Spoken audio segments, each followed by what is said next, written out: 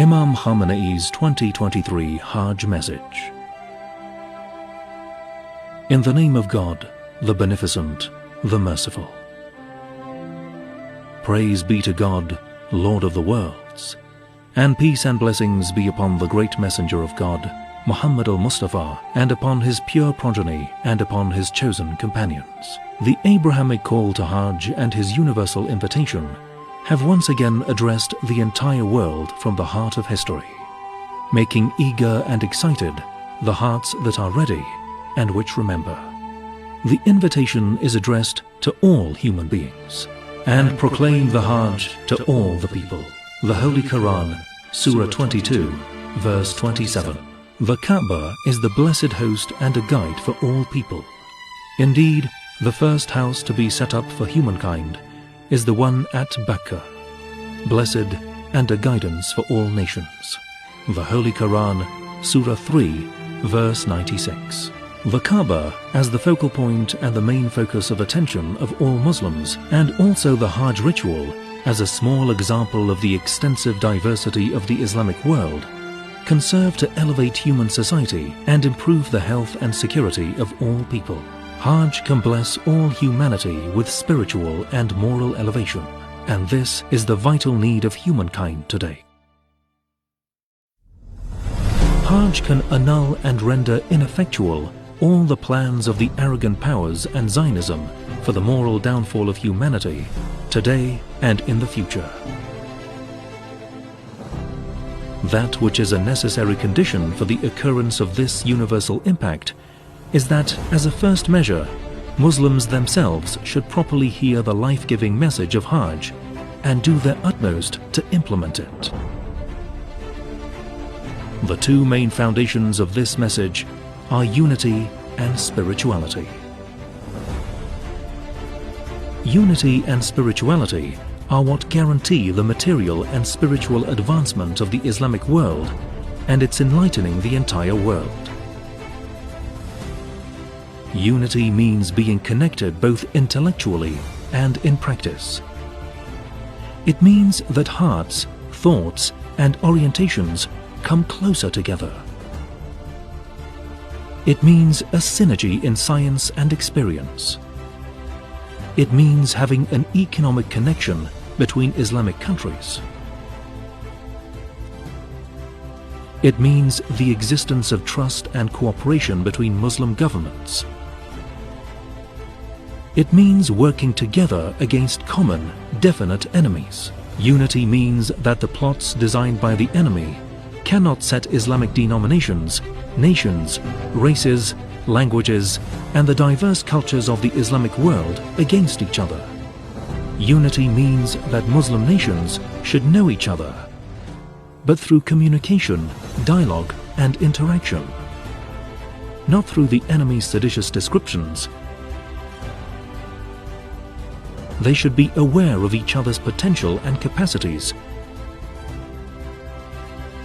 and make plans to benefit from them. Unity means that the scientists and universities of the Islamic world work hand in hand together.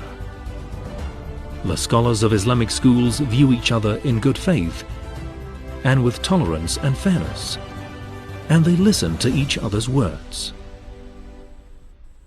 The intellectual elites in all countries and of all denominations acquaint the people with each other's commonalities and encourage coexistence and brotherhood. Unity also means that political and cultural leaders in Islamic countries should prepare themselves in a coordinated manner for the situation that will exist in the upcoming world order. They need to determine with their own hands and by their own will the proper place for the Islamic Ummah in the new global experience, which is filled with opportunities and threats. They should not allow the bitter experience of the political and territorial engineering of West Asia at the hands of Western governments after World War I to be repeated.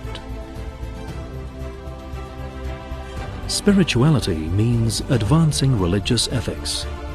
The enchantment of ethics minus religion which has long been promoted by Western intellectual sources, has resulted in this unrestrained collapse of ethics in the West that everyone in the world is witnessing. Spirituality and ethics should be learned from the Hajj rituals, from the simplicity that exists in Ihram, from the negation of illusory privileges, from feeding the destitute and the needy, from there is to be no sexual contact, vicious talk or disputing, from the circumambulation of the entire Ummah around the axis of monotheism, from the stoning of the devil, and from the disavowal of the polytheists. My brothers and sisters who are performing the Hajj, take advantage of the opportunity that Hajj provides to contemplate and ponder on the secrets and mysteries of this unparalleled obligatory action and make it a provision for the rest of your life. At this juncture in time, and more than in the past, unity and spirituality are subject to the enmity and sabotage of the arrogant powers and Zionism. The United States and other centers of arrogance are strongly opposed to the unity of Muslims, to the understanding between nations, countries and Islamic governments, and to the religiosity and commitment to religion of the younger generation in these nations. They are intensely opposed to these, and they will fight these with any means they can. It is the duty of all of us, the duty of all nations, and the duty of our governments to stand against this evil scheme of the United States and the Zionist regime. Ask the all-knowing, all-powerful God for help. Strengthen the spirit of disavowal of the polytheists in yourselves, and oblige yourself to spread and strengthen this spirit in the environment where you are living. I ask the Almighty God to grant all of you Iranian and non-Iranian pilgrims success and an accepted and blessed Hajj, and I wish for all of you the accepted prayers of the great vestige of Allah remaining on earth, Imam Mahdi. May our souls be sacrificed for him.